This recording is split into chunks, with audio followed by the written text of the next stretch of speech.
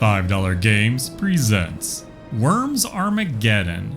I keep forgetting that there's actually a plot to this game if you listen to the full song on the intro screen. Basically, the worms are at war, and then there's a worm named Boggy B. His friend threw a device which he then grabbed and it drained him of all his energy. Meanwhile, the worms continue to fight the war. It's not much of a plot, but it is something. Besides that, there's also briefings for solo missions, but that's about it. The gameplay consists of multiple teams taking turns using weapons of war until there's one team left. This can be accomplished by reducing a worm's energy to 0, in which case they'll self-destruct, or by drowning them, in which case you can ignore their life total. The weapons of war can be silly at times, as the banana bomb is one of the more dangerous basic weapons in the game. One of the phenomenal things about the gameplay though is the customization. You create the rule sets, what weapons the worms can bring, the map, the voices, all kinds of stuff. I actually enjoy their map editor, but you can also create a map just by dropping a picture in the correct Steam folder on the computer.